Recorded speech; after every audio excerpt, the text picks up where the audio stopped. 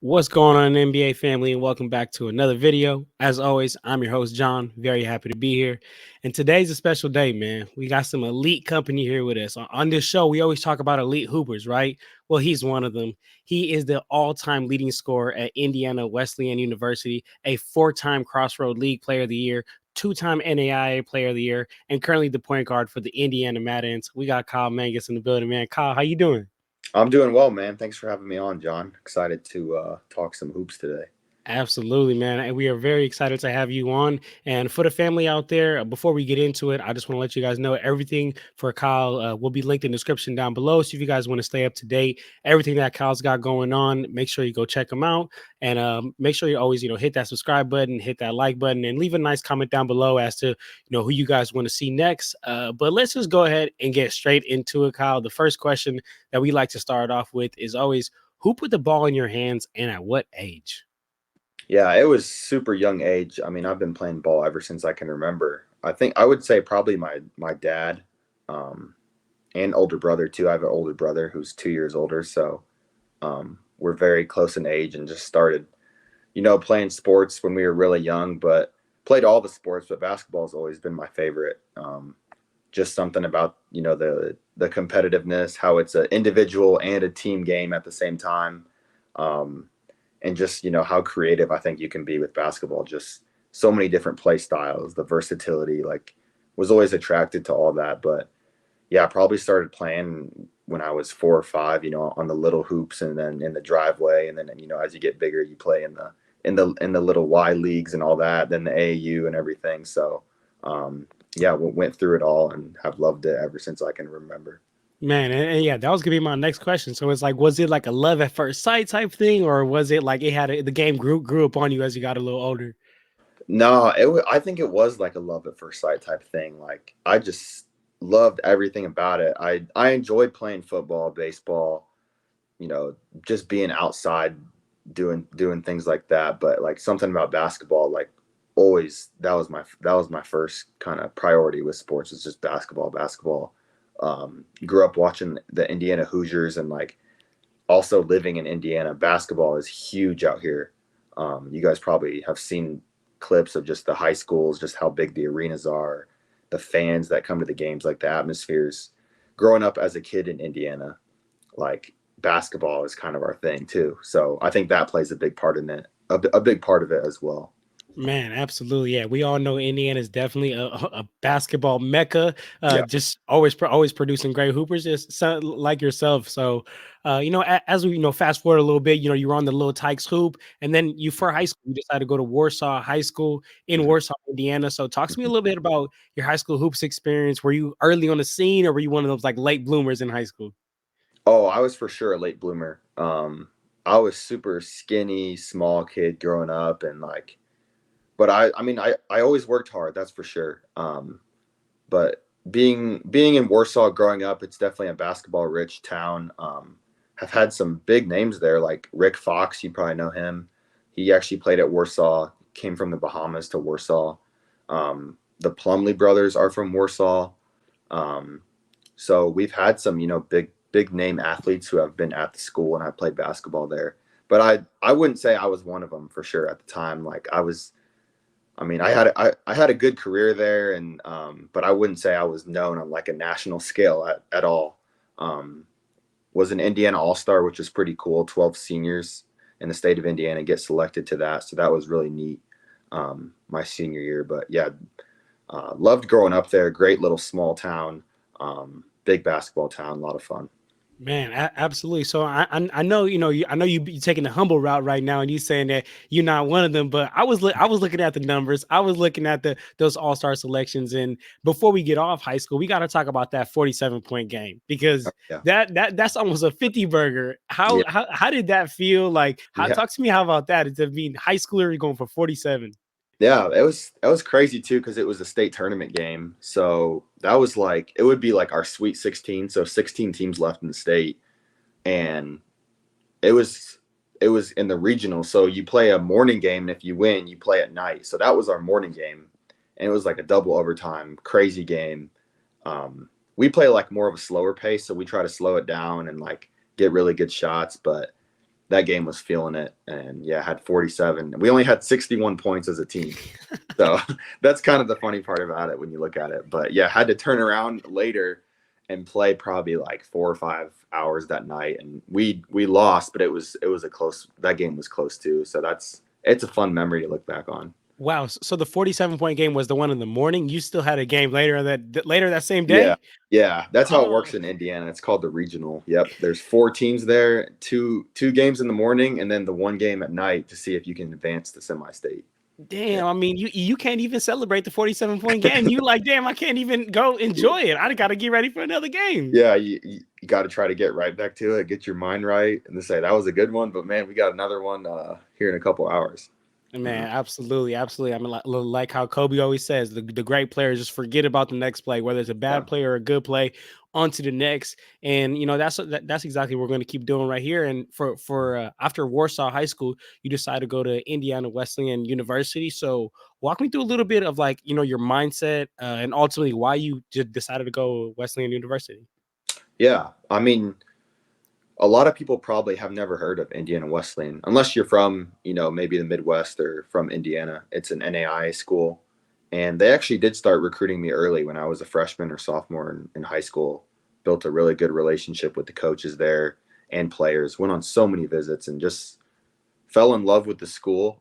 It's a Christian school, so faith is important to me. That was a big part. And just they had won 2 national championships in like the previous um, 4 years. So that was big too. I mean, they had a lot of success there. They play super fast, get up and down, score 95 points a game. That was really attractive to me.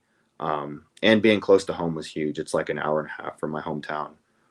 So that was really big. And at the same time, I didn't have any Division 1 offers, and I mean, wasn't really even close. Which I was partly like, I think that gave me a chip on my shoulder because I felt like I was underlooked in a way. But at the same time, too, I knew Indiana Wesleyan was such a great fit that I was so excited about, college. And I think that's a big thing for a lot of high schoolers coming out is like finding the right fit for you. Where's a place that you can go that you're going to grow as a person, as a basketball player, where, the coaches are going to value you more than just like a piece of the business. Like they're going to really value you as a person. I think that's huge in today's game. You see, I mean, so many people transferring and players and that type of thing. That was, I wanted to find a place where I could go and really, make it feel like home, and a place where I could go for 4 years. I knew I was gonna love the people around me and just be able to grow. So that was a big decision, of course, but so happy I made that one. Yeah. Man, absolutely, yeah, and you talk about players choosing the right fit, and Mhm. that's huge. Like how you said, we see in today's, I think it's more of like the thing to do is if you go to one school, if that doesn't work, keep transferring, keep transferring, keep Yeah. transferring. Mhm. But you were able to hone in on the right fit for you, and boy, was it a good fit because as a true freshman, 21 points per game, 5 rebounds. You win the 2018 NAIA Division II tournament. You win the Yeah. most outstanding player of the year. You were recognized as the Crossroad League player of the year, becoming the first freshman in school history to win that award. So talk Mhm. to me about, how that was going. I mean, your freshman year was just on fire, I bet. Yeah. Yeah. That's kind of crazy. I mean, freshman year, I think going in sometimes like you don't really know what to expect. Like everything's kind of thrown at you. You're out on your own for the first time. You got school, you got a lot of responsibilities to take care of, but just tried to really dive into the culture of our team and embrace it. And, um, had some very unselfish teammates and leaders on our team who wanted to make me a focal point of the team and said, "Hey, Kyle, like we need you to score. We need you to do this for our team to win." So I just tried to dive into that, and it really worked. Just fell in love with the play style of the team, playing fast, playing fearless, playing unselfish, and yeah, had a great year winning the national championship as a freshman. Like that's just an awesome feeling. Yeah, no, that that's the biggest thing you can ask for. I feel like what we all play for is to win, is to compete, and Yeah. you come in your freshman year and you're able to accomplish that. But a question I always got to ask is like we all know the difference between high school hoops and college hoops. Like there is a big gap. There's a big Mhm. difference. And to you, what was your like welcome to college basketball moment when you were like, oh snap, like this isn't Warsaw, Indiana high school no more. Like this is legit. Yeah. It was that freshman year. We went on like a 3-game losing losing streak, which at Indiana Wesleyan, that's not very common, 3-game losing streak. It was around Christmas break, and there's no school going on, so it's all basketball. And I remember we just had the toughest workouts. Like, they were putting us in the pool. We were doing crazy stuff, like just crazy things. I remember I called my mom. I was like, I don't know if college basketball is for me, Mom. Like, this is different animal here. So yeah, no matter what level you're at, D1, NAIA, JUCO, like college basketball, like it's tough. Like, you got to really want it. Like you got to be mentally tough, physically tough, because if not, like it can eat you alive for sure. Absolutely. And then as far as like, playing styles of like when you got on the court, like what would you say to you was like the biggest difference between besides just everybody being better, but the biggest difference between college basketball and high school basketball to you? Yeah, I mean, physically for sure, guys are going to be stronger, faster, more athletic. But as a whole, like the game itself is just faster. Like, you have to be able to make reads, boom, boom, on the go. Like, it just goes up to a whole nother level. Just like the IQ part of the game, the higher you go up in level from high school to college to pros, like um, the better you can read the game and make quicker decisions, like the better you're going to be out there. Like, make a quick decision to catch and shoot, or catch and swing it, or to be able to like read a coverage on defense and say, I need to be in this spot in 0.2 seconds and be here. Like that's huge. Like, being able to read the game, I think, can separate a lot of guys. Absolutely. And what do you feel like when you were in college, besides some of these, integral film sessions, besides you just being in the gym, like what do you attribute to you being able to take that jump, to take that transition? Because as we mentioned, every year you were Crossroad League Player of the Year. Mm-hmm. You definitely had success. So what to you, like if a college hooper was out there listening and saying, how can I get there? How Kyle got there? What would you say? Yeah, I mean, always put the team first for sure. Like, I think that should be even like that should be unsaid. Like, team success matters for sure. Like, winning championships, winning games is important, but individually you want to get better each year as well. It's like making goals in the off season. What do you need to work on? Like, do you need to get your percentages higher? Do you need to become more efficient? Do you need to be a better ball handler where a coach can trust you with the ball? I think that was big for me. Like, I was able to score my first couple years, but I was like, man, how can I create for my teammates more? Like, that's going to elevate, our game for sure. And was able to get my assist numbers up and really tried to get my teammates involved. That's a big thing. Like, can you get in the weight room? I hated the weight room in college. Now I've learned to love it. Like, it was no problem getting in the gym, but getting in the weight room I always tried to have some excuse for that one. So like, that's something I wish I could go back and be like, I hated it at the time, but like you got to know how much it's going to make you a better player. Identifying your weaknesses is huge, and saying like, I want to grow in this area in the off season. Like, I'm going to work on my game as a whole, but like, these are going to be my focal points that I'm going to lock in on. Man, absolutely, absolutely. So then, you have a great sophomore season as well, and then fast forward to your junior year. Junior year, you average 26 points per game, 6 Mhm. rebounds, 4 assists. You win the Bevel Francis Award, which is given to the best players in the U.S. from small colleges. Yeah. Again, for the third time in a row, you win Crossroad League Player of the Year. But then at the end of that season, you finished as the Indiana Wesleyans all-time leading scorer. So like Kyle, I gotta know, man. We've all hooped, we all Mhm. had dreams of hooping and whatnot, but you are now ingrained in history. Like, can't nobody say nothing, can't nobody take that away from you. How did that moment feel for you? How did that what bucket was that for you to go? Do you remember? Yeah, oh yeah, I remember. And it was pretty cool because it was actually against a team in our conference, and they had their point guard was the guy who I played with in college for about 3 years, who was the point guard for our team in high school. So pretty cool moment. But it was like a 17-foot like floater off the backboard, which is funny because some people will say that sums up my game, because I kind of have a little bit of an old fashioned game where I'll use the backboard and um, take some different shots like that. But it was cool. I mean, a lot of great scores in Indiana Wesleyan history, and yeah, I just tried to be efficient and be versatile, like I said. be able to hit the 3 free throws, posting up, driving off pick and rolls, driving closeouts. I mean, that was big for me, being versatile. And if you can do that, then you can put up a lot of points for sure. Absolutely, man. Absolutely. And then your senior year, continued dominance. I'm gonna be honest, I'm gonna round it up to 30. It's at Yeah. 29.5, but I'm gonna round it up to 30, man. 30 points per game, 7 rebounds, 5 assists. So just the continued dominance. Again, you won the Crossroad League Player of the Year. But what I want to know is how was the school, and how was it like how do they help you in transitioning from college hoops to that pro level? Did they help you with finding an agent? Was it more of like, now you Mhm. graduated, you're on your own? No, I mean, my coaches were extremely helpful in that process. And I didn't even know if I wanted to play pro ball until probably my junior year of college. I was like, man, like, I think I should keep going with this, just see where it can take me. And um, love the game, and was like, yeah, I wonder what I can do with it. So after that senior year, began talking to agents, and actually one from Fort Wayne, Indiana, which is about 45 minutes where I'm from. His name's Jeff Potter. He started the Mad Ants. He was their founder, and then sold them to the team, or sold them to the Pacers in 2015, and became an agent.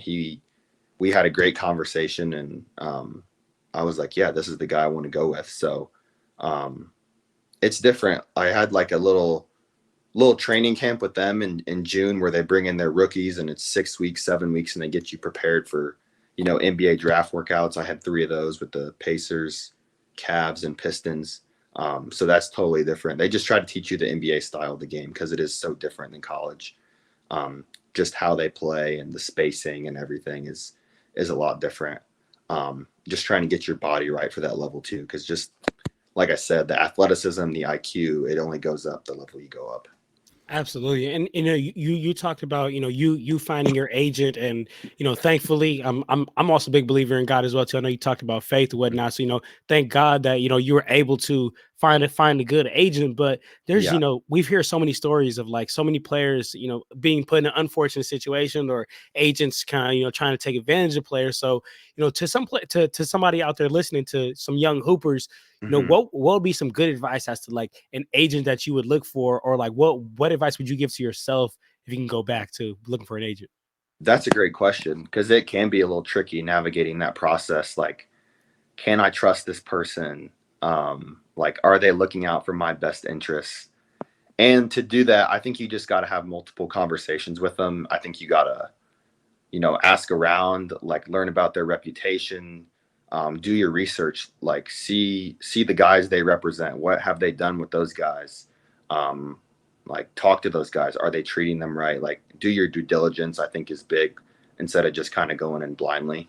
Because this is a person, like, you have to trust with so much. As a player, you're not really one talking to GMs and um, coaches from different teams. Like, that's the agent doing a lot of that. So it's so big. It can kind of make or break a situation at times. Um, and like, agent switching happens a lot. Like, guys will start out with one and they go to the other. But I've been really happy with my agent Jeff. I mean, over these last few years, and has able to get me some good opportunities, and looks out for you. You want someone who's going to fight for you at the end of the day. Um, so yeah, that's huge. But doing your due diligence and research, asking them tough questions, not just the easy ones, that's going to be huge.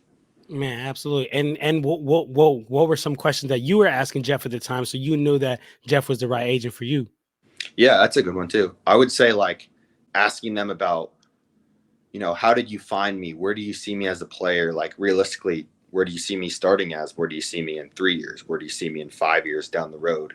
I would say, like, another one to ask is, how would you handle this situation? Say, like, a team in Europe isn't paying you on time. How would you handle that? Or what if, um, I'm not getting minutes? How would you treat that? Like, how would you go about talking to a GM or a coach? Or what are some training opportunities that you guys can help me with in the summer to help me develop my game? Just things like that are all important. Absolutely, man. For all the young hoopers out there, man, college dropping some gems for you guys, man. Make sure you guys are tuning in. College dropping some great gems. But Okay, so you and Jeff, we were working. I'm sure Jeff was working in the background, and then Hmm. came September 1st, 2021. You signed your first pro contract. Hmm. I'm gonna be honest. I'm not even gonna try to pronounce the name, It's but I got it for you. It's USK Praha in the Czech Republic. there you go, USK Praha, man. So first of all, before we even get into that, congratulations, Kyle, because I could only speak from from my perspective and me playing basketball as a youth and wanting to always go pro, wanting to always play at that level. There's been so many people that wanted to, dreamed of it, and then there's other people like Hmm. you that's went out there and did it. So congratulations, like that. I got to give you my flowers before we even get into that. And I want to know, like, how was that moment, when you sat at the table and you signed that contract, or maybe Hmm. it was through DocuSign. I don't know how it was, but how did it feel to sign your first pro contract? Oh, it felt awesome. It's a huge step in your career to like be able to actually sign your name to a piece of paper and say like, wow, like I'm playing professional basketball, like the sport that you grew up loving and playing for fun. Like now you get to say like that's my job. You think of that and you're like, whoa, like that's crazy to think about. Um, it puts things in perspective. Like you said, a lot of people, would do anything to be in that position. So you say, okay, now it's my responsibility. Got to do something with it. Um, so that's kind of where my thinking was with that. But yeah, I was really excited. Um, and I was going to Europe too. So like that was big too. Like I've never been over to Europe. I knew that was going to be huge for me, not just basketball, but like living over there on my own. So a lot of emotions for sure.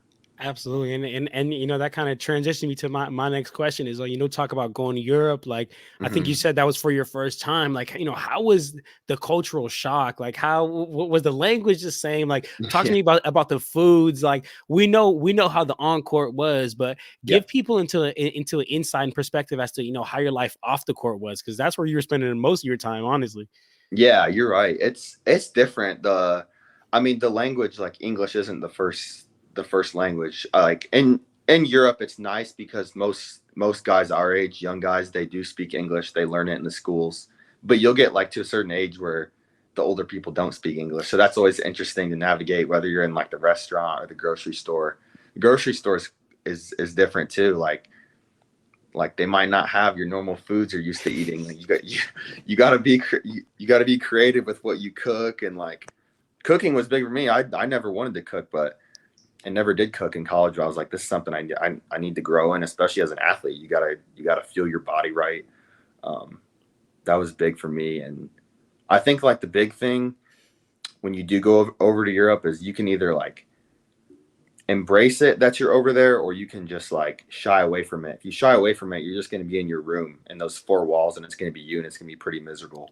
Or you can say, okay, I'm going to dive into this. Like I'm going to try to just learn their culture. I'm going to try to make friends with my teammates, build relationships. That's what I tried to do, and I had a great experience with it. Like have some awesome memories, met some really cool people, have great stories to tell to my kids one day. Like that's pretty cool, I think. So for anyone going over there, like don't just sit in your apartment all day and like watch Netflix. Like get out, explore.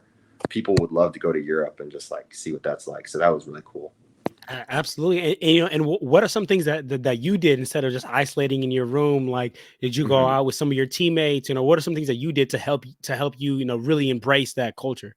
Yeah, I was in a big city, Prague, which was great for me because it did provide so many things to do. Just going out, trying new foods. I tried all different types of foods. Like, I mean, the Czech food was cool in itself, but try French food, Belgian food, like Eastern European food is cool. And then just going to different places. There's bridges and rivers and castles to like explore. Like that was really cool.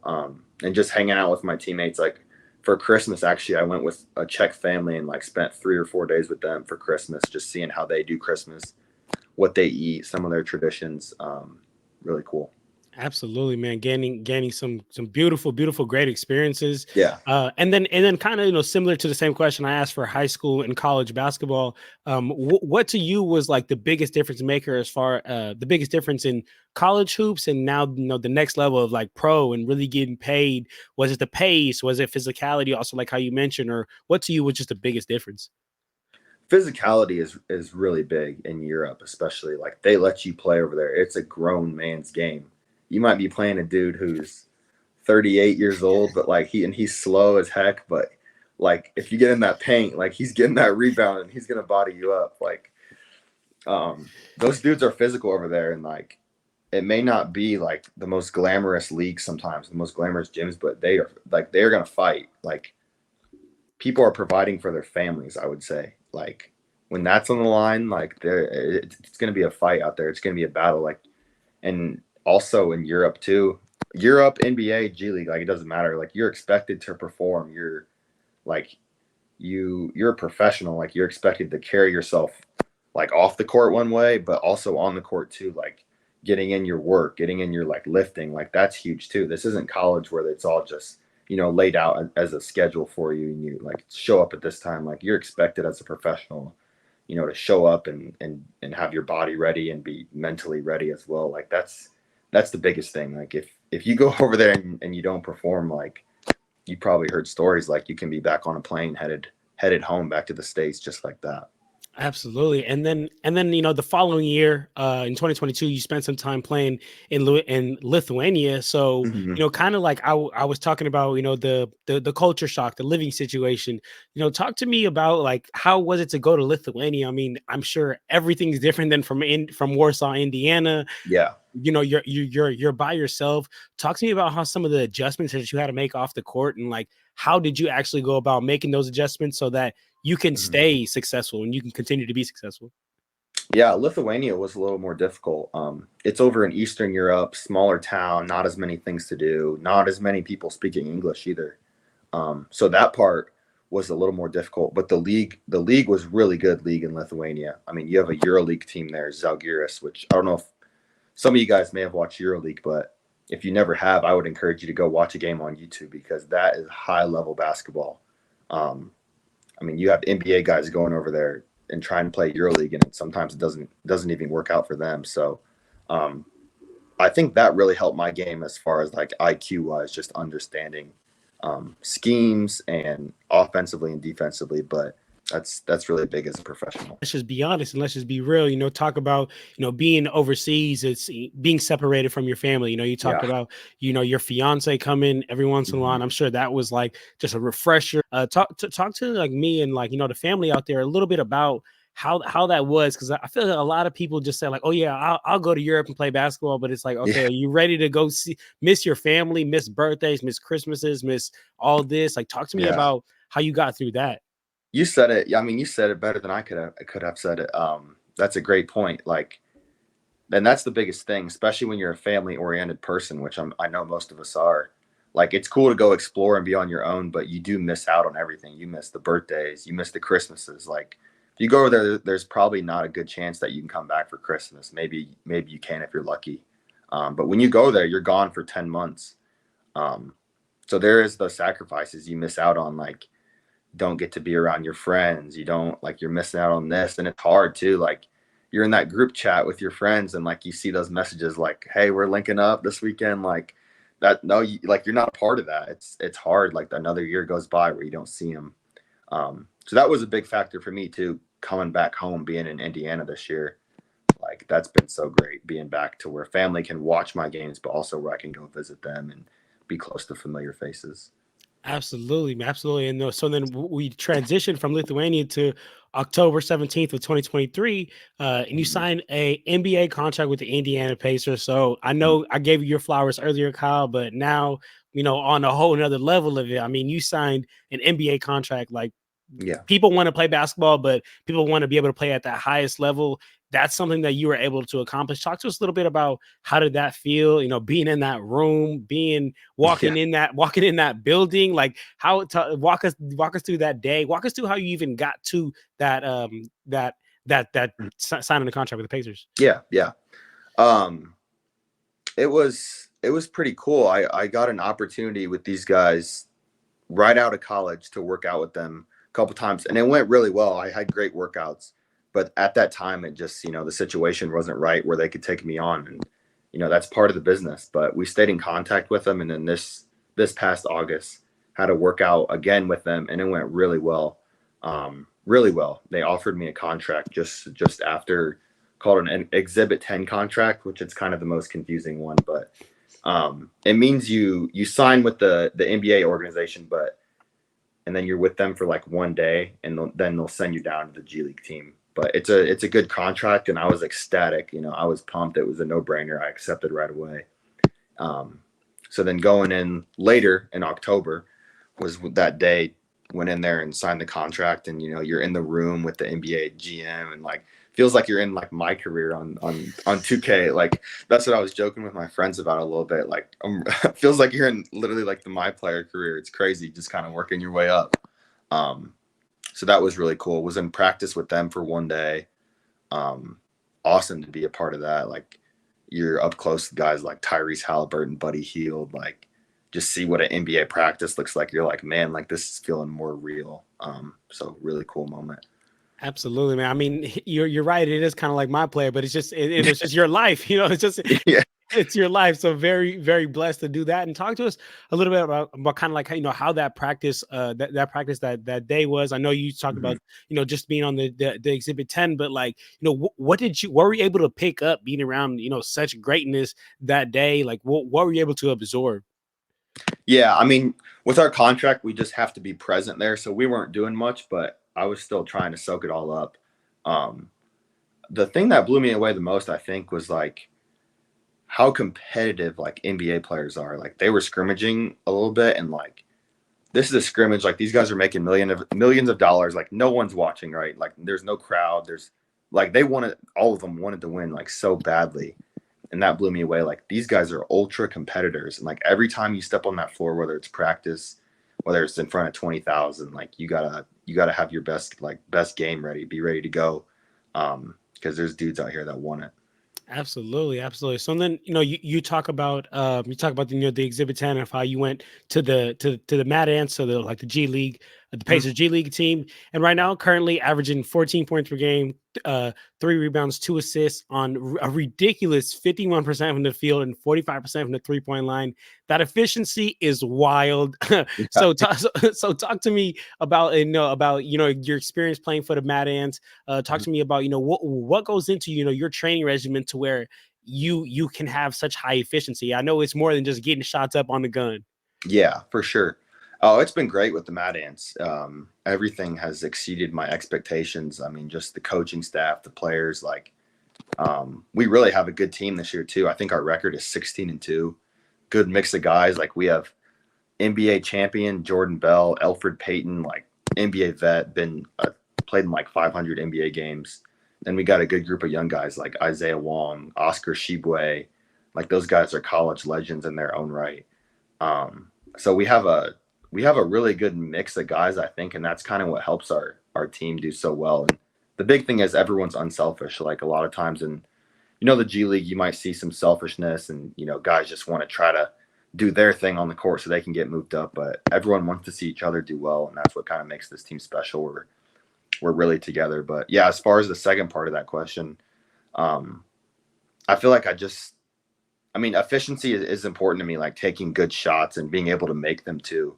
So I feel like I just try to get to my spots, like knowing what my limits are. Like as a player, I'm not going to do anything outside of my realm, and like knowing, I feel like being ready on offense and saying, okay, like I feel like I'm going to get a shot here, but like being ready for it, or no, like passing it up, just getting a better shot, being patient. I feel like patience is a big word for my game. Absolutely. I mean, sometimes I know, like when I play basketball, I always hear coaches say, you pass up a good shot for a great shot, pass up a good Yeah. shot for even better shot." So I feel like that could definitely describe your game. And then when we look back to, I mean, recently, it's just right now we're recording this on December 28th, but on Mm. December 9th, you had the big game against the Cleveland Chargers, 31 points on Yeah. seven of 11 from the 3-point line and 12 of Mhm. 19 from the field. Again, that efficiency is crazy. So talk to me a Mhm. little bit about that game. I know that was like a big, showing out game for you. Did you feel it Yeah. coming into the game, or was it just hit? Was it just hot? I mean, no, I felt it a little bit, but like what you said, like when it's your night, it's your night. Like you got to try to get them up, and like when you're feeling good and can help the team, then like it's your night to shoot. Some nights it might not be like that, but um, Yeah, I try to play like I mean I play the two guard mostly, and when you're playing with guys like Elfrid Payton and Jordan Bell, like I said, like it definitely makes the game easier. So just reading the game, I mentioned that earlier in the podcast, is huge. Like knowing when to shoot, when to pass it up, being patient, letting the game come to you is huge. But being aggressive and fearless at the same time is just as big a part of it. Absolutely. And then, for the average fan, I mean, even even for me, I watch a lot of basketball. I'm always trying to consume basketball, but when you Mhm. say a statement like playing with Jordan Bell, playing with Elfrid Payton makes the game easier, like what necessarily do you mean by that? Like how does it make the game easier to you? Like Elfrid Payton is almost just like he's like a director of the game, I would say. Like he gets you in the right spots. He'll come up to you before plays. He's like, "Hey, like just be ready for this. This is going to be open, and just be ready for it." And it's there. Like, and I think just learning from those guys is huge. Like, just the way they screen, the way they pass, like gets you in the right spots to be able to make shots, and that's really huge. Man, absolutely, absolutely. I could only imagine playing against some top to just the most top tier talent. That's Yeah. crazy. But and then most recently, you guys did just have the G League Winter Showcase where you guys Hmm. made it all the way to the finals as a number one seed, and then we were talking a little bit off camera. Had that game against the Westchester Knicks in a hard fought Hmm. game. But tell me a little bit about experience at the G League Winter Showcase. How was your Yeah. time? How all that. Yeah, the showcase was a great experience. I mean, all 30 or how many, I don't know. It's around 30 teams or so at one location playing games, NBA scouts, GMs, presidents, like all on one building under one roof is really cool. Um, it was, yeah, I mean, you see a lot of big time names there. Like I mentioned Jordan Bell for Payton, but like other teams have guys like that too. So it's cool, to see a guy from Warsaw, Indiana, has made it this far, and playing with guys like that is really cool and puts things in perspective. And at the same time, only has made me hungrier. But yeah, that was a really cool, experience. Kind of like the NBA in season tournament a little bit. Like 18, we had 8 teams there that were in like the final the final run for the money type thing, and made it all the way to the final and lost to a really good Westchester Knicks team. So it was fun. Absolutely, man. I was watching from home and I had fun watching, so I could only imagine Yeah. out there how it was playing. And then some questions as we kind of start to wrap up here, Kyle, is if you could talk to a young hooper or even a young you as to advice, you just talked about a kid being from Warsaw, Indiana. Now you Yeah. made it all the way here, and you're gonna go so much more. But like, what's some advice you would give to a young hooper or a young you that didn't know that you're gonna be able to be playing in the winter showcase and stuff like that? Yeah. On like Yeah, when I was young, I mean, you dream about it, but like then it becomes a reality like years later. So when I do think about it, I guess a couple things I would say is, one, the biggest thing I see with like young players is you have to want it more than your parents do.